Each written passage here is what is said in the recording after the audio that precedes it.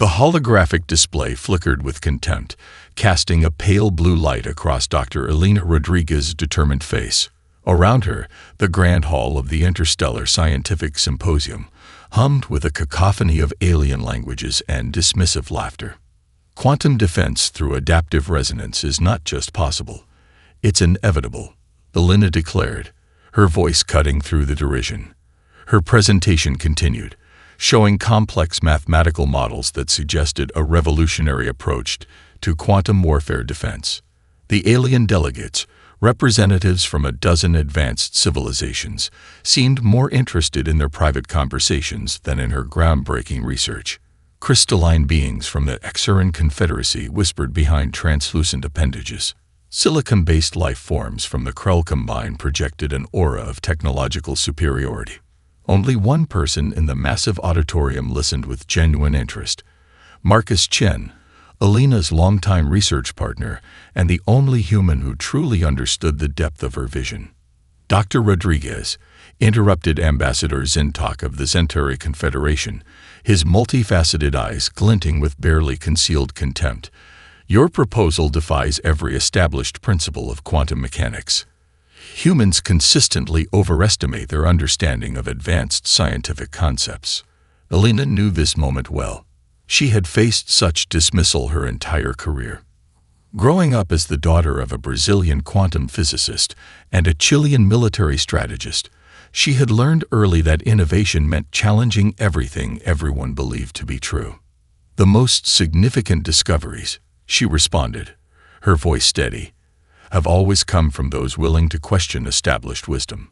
A holographic representation of her proposed defensive system materialized behind her. It was a complex, almost organic-looking network of quantum interfaces that seemed to pulse and shift even as it remained static.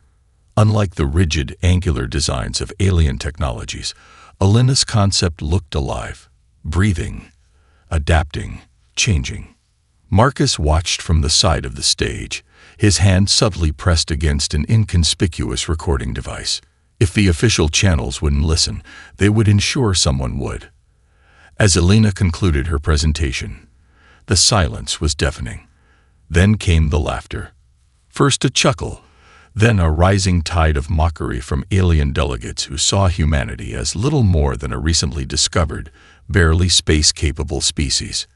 Another human fantasy, muttered a Krell representative, its silicon-based form shimmering with technological arrogance. But something unexpected happened.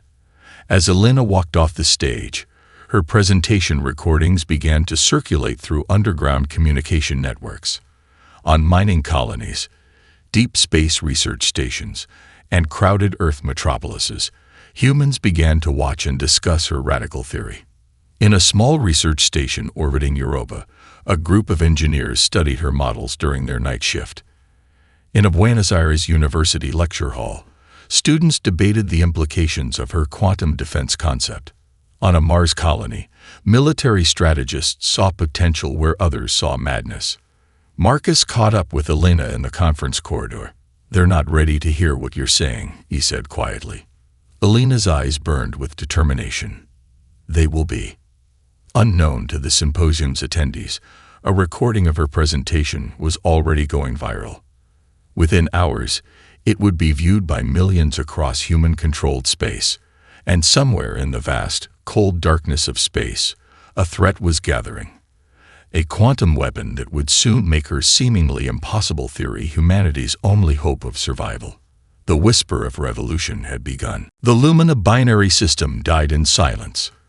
From the observation deck of the Centauri Confederation's flagship Eternal Dominion, Admiral Krelix watched with clinical detachment as two stars, each larger than most planetary systems, simply winked out of existence.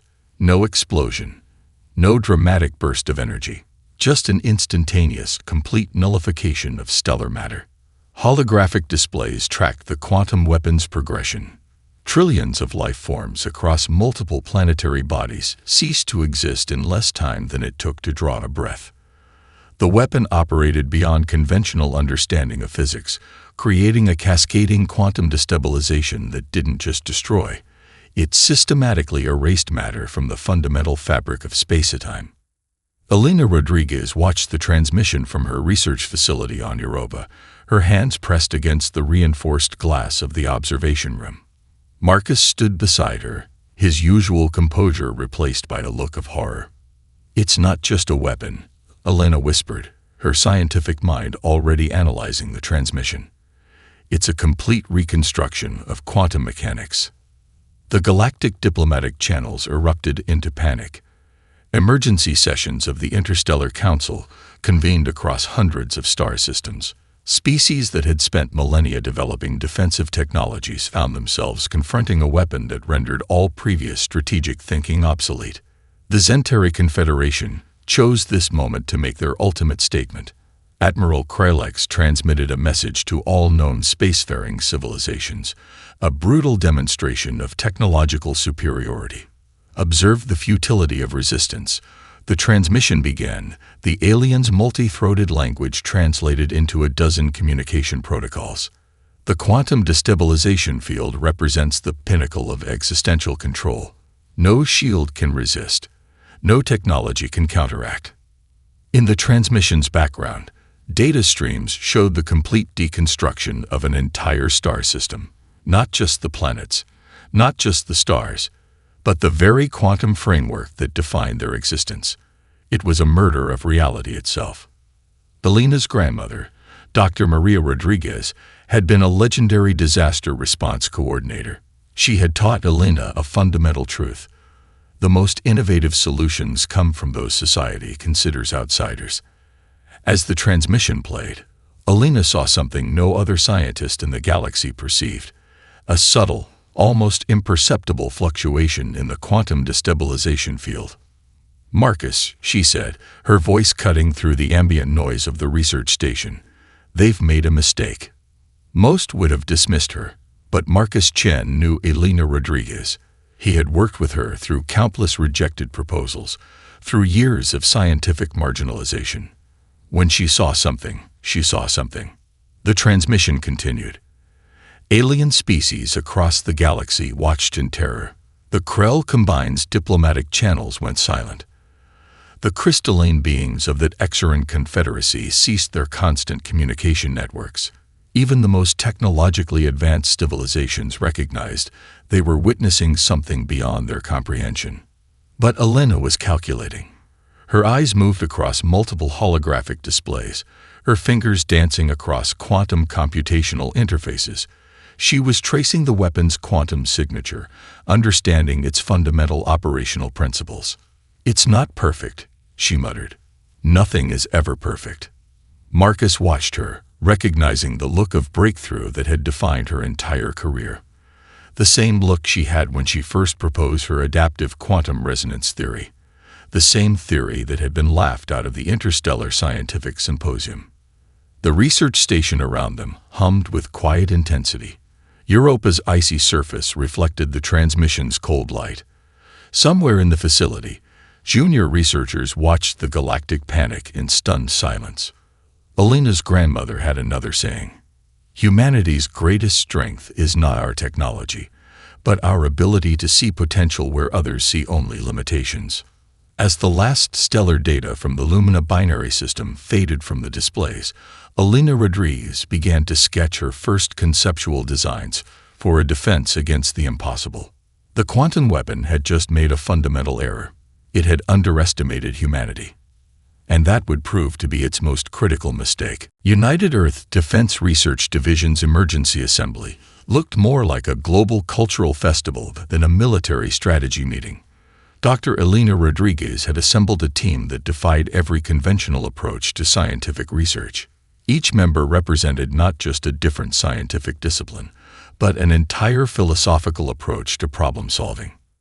Dr. Aisha Okonkwo stood near the holographic display, her Nigerian heritage evident in the intricate mathematical models derived from traditional Yoruba geometric patterns. A quantum physicist by training, she had spent years studying how indigenous knowledge systems approached complex problem solving. Lieutenant Jack Rodriguez, no relation to Elena, brought a military strategist's perspective, shaped by his experience managing ecological restoration projects in the Amazon. His approach to quantum defense drew more from complex ecosystem interactions than traditional warfare strategies. Dr. Wei Zong, a computational linguist specializing in emergent communication systems, sat quietly in the corner. His work on how different species communicate complex ideas would prove crucial in understanding the quantum weapon's fundamental communication matrix.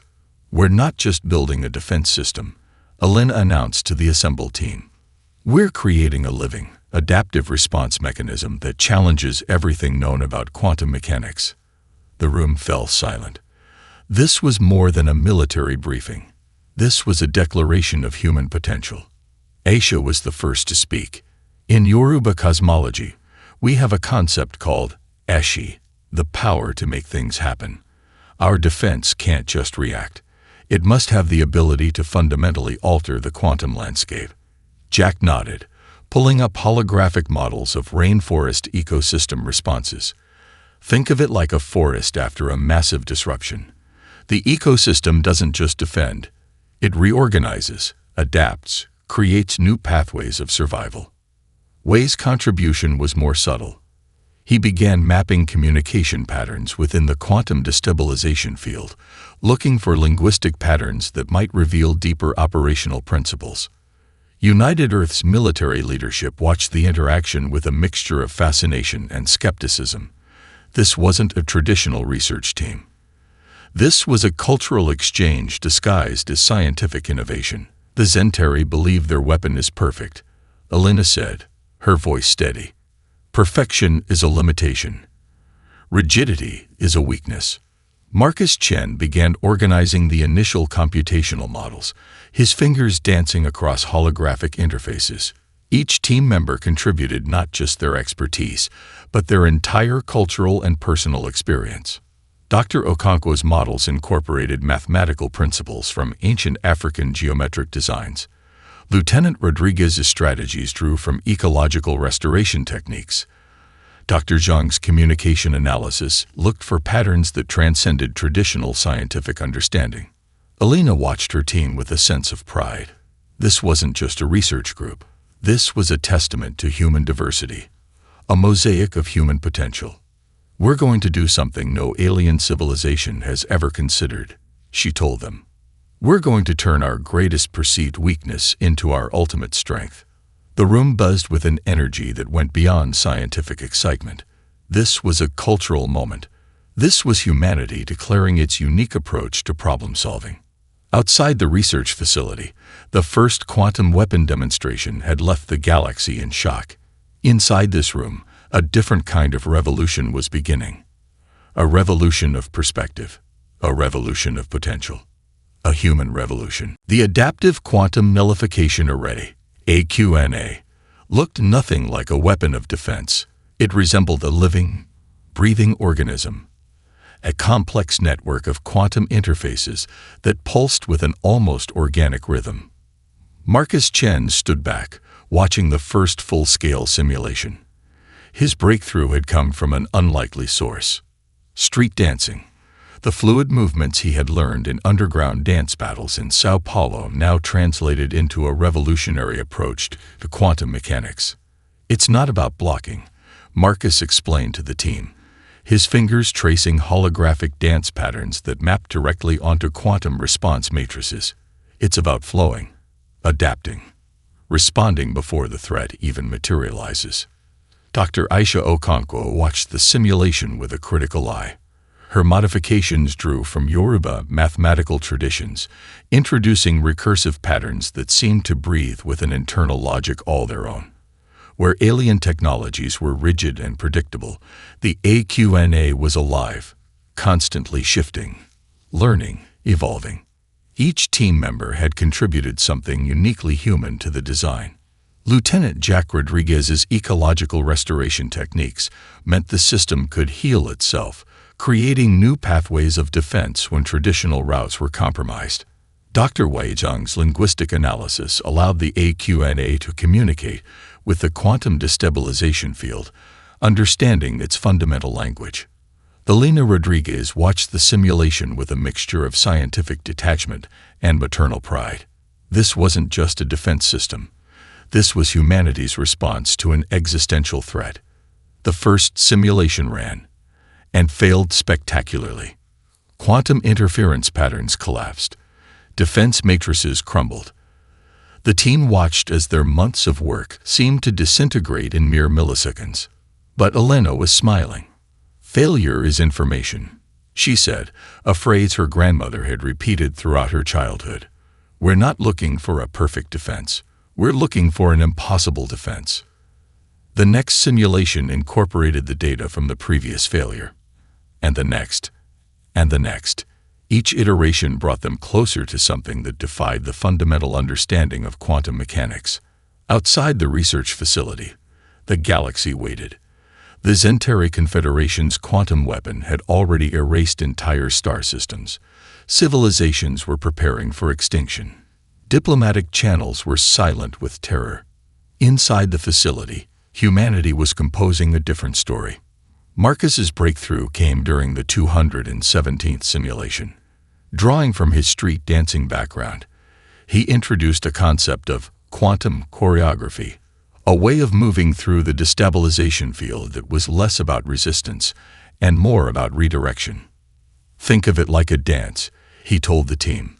"We're not fighting the weapon. We're dancing with it." Dr. Okonkwo's eyes lit up. Her mathematical models, derived from ancient Yoruba geometric designs, suddenly found a new purpose. The AQNA wasn't just a defensive system. It was a living, breathing interpretation of human potential. The simulation ran, and something extraordinary happened. Instead of collapsing, the quantum interfaces began to not just defend, but to actively engage with the destabilization field. They weren't blocking. They were communicating, adapting, transforming.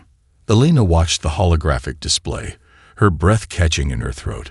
This was more than a scientific breakthrough. This was a statement about human potential. "We're going to rewrite the rules of quantum mechanics," she whispered.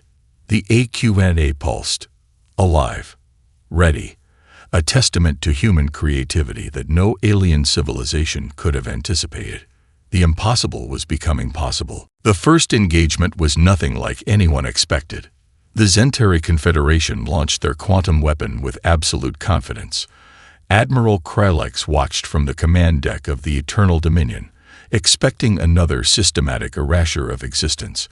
Alien observatories across multiple star systems prepared to document humanity's final moments.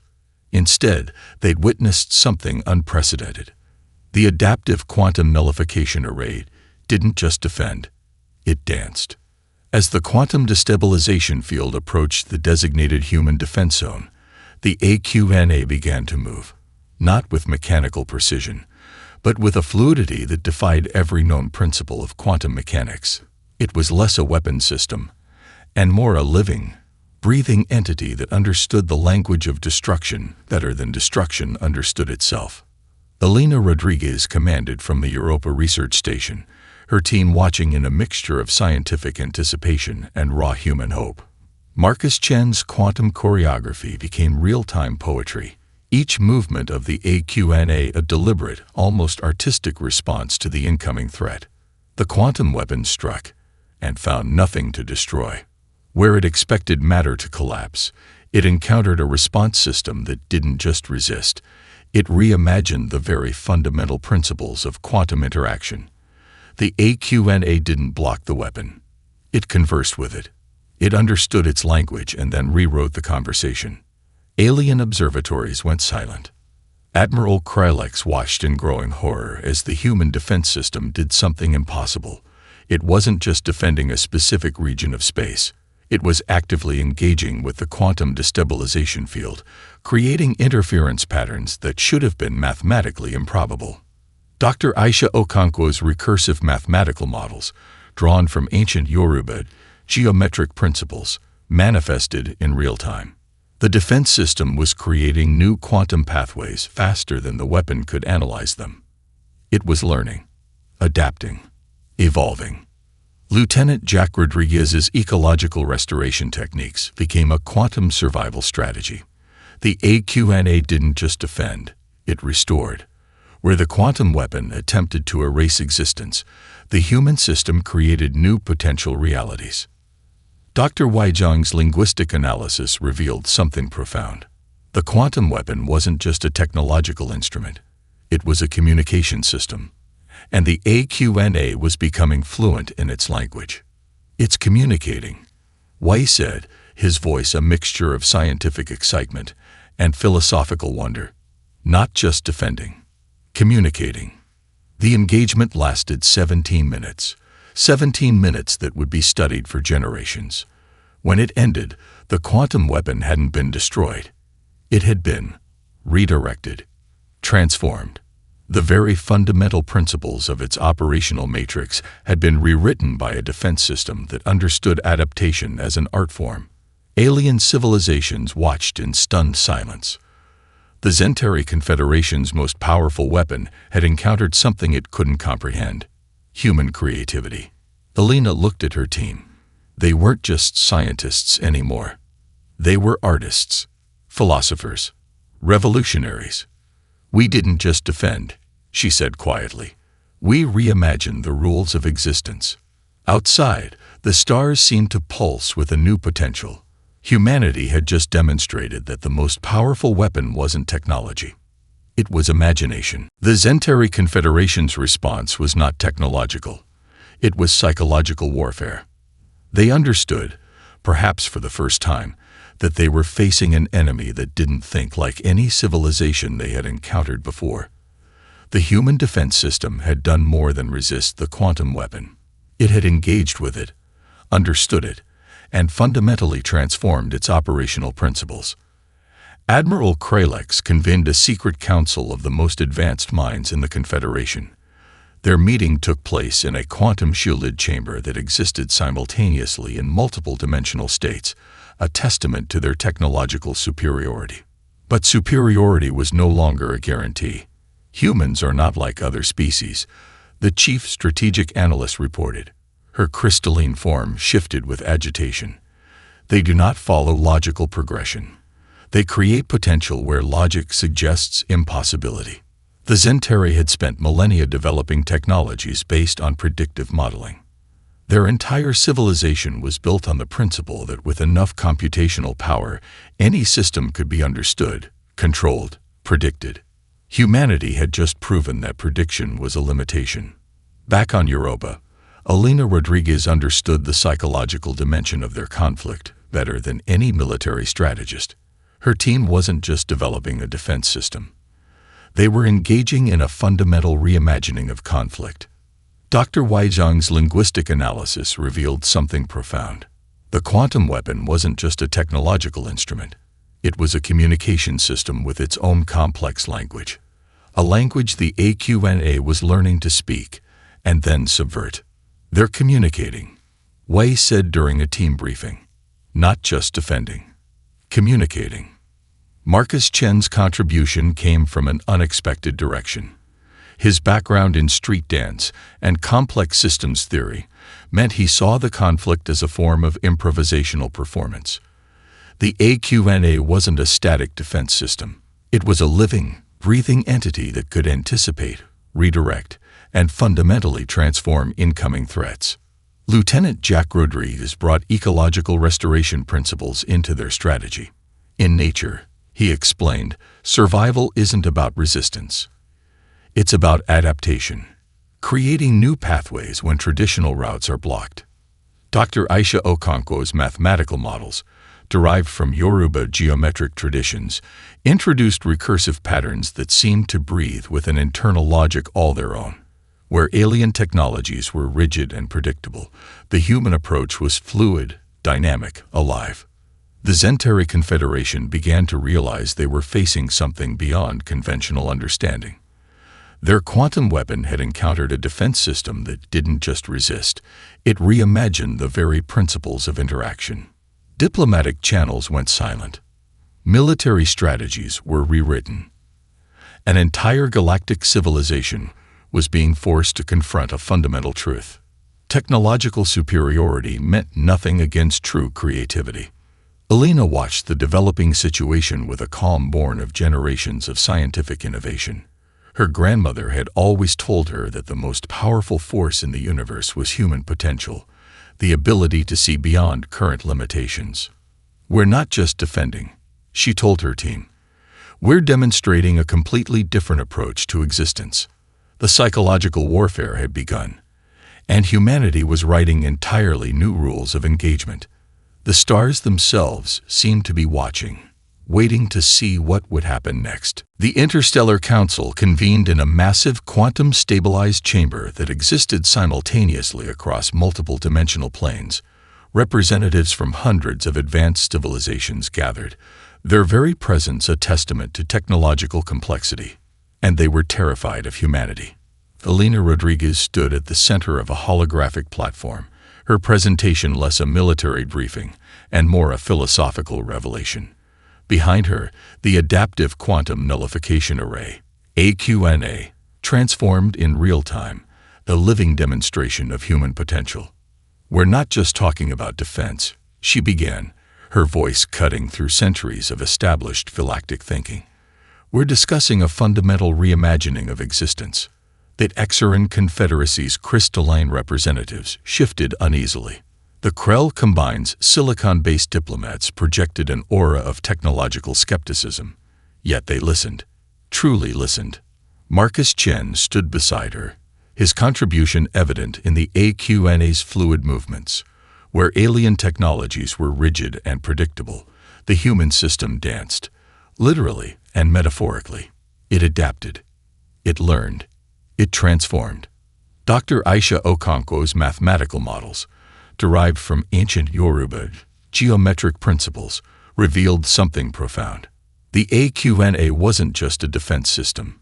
It was a living communication matrix that could understand and rewrite fundamental quantum interactions.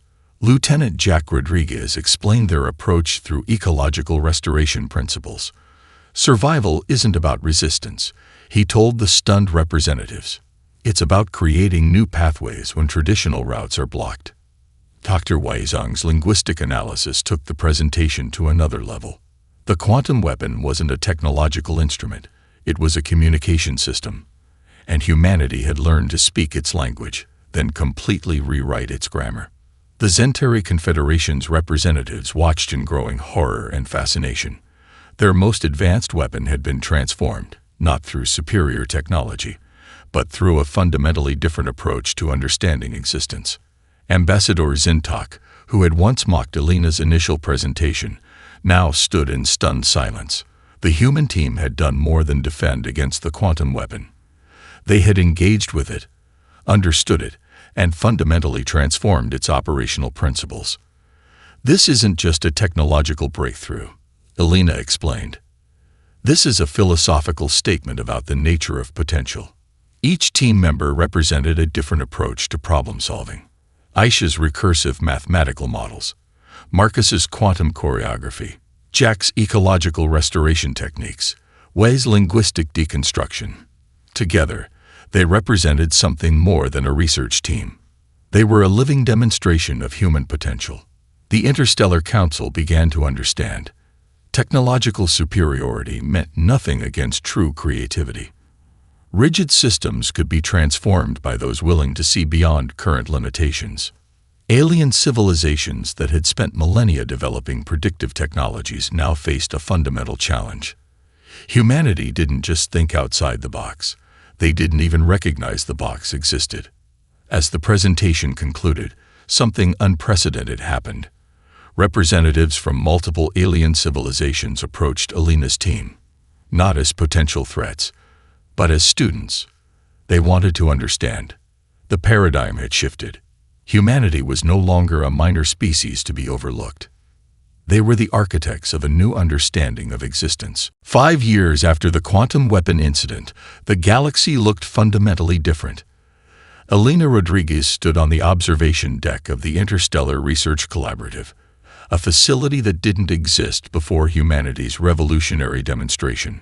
Representatives from over 200 species worked together, not as competitors, but as collaborators. Her team had become more than scientists. They were ambassadors of a new way of thinking. Marcus Chen now led the Adaptive Systems Research Division, his background in street dance and quantum mechanics transforming how entire civilizations approached technological development. His lectures were part scientific presentation, part performance art, demonstrating that innovation was as much about creativity as computational power. Dr. Aisha Okonkwo had revolutionized mathematical modeling, introducing recursive patterns drawn from indigenous knowledge systems that challenged fundamental assumptions about computational logic. Universities across the galaxy now studied approaches that blended cultural wisdom with advanced scientific principles. Lieutenant Jack Rodriguez had transformed ecological restoration into a galactic philosophy. His techniques for creating adaptive systems were now used to rehabilitate planetary ecosystems devastated by centuries of technological warfare. Dr. Weizong's linguistic analysis had become a cornerstone of interspecies communication. He had proven that understanding wasn't about translation, it was about reimagining the very principles of communication. The quantum weapon that once threatened galactic existence now served as a museum piece, a reminder of how rigidity becomes vulnerability. During a private moment, Elena reflected on her grandmother's teachings. Humanity's greatest strength, Maria Rodriguez used to say, is our ability to see potential where others see only limitations. The Zentari Confederation, once the most technologically advanced civilization, had undergone its own transformation. They had learned that technological superiority meant nothing against true adaptability. Diplomatic channels that were once rigid and hierarchical now resembled complex, adaptive networks. Species that had been enemies for millennia now collaborated on projects that would have been unimaginable a decade earlier.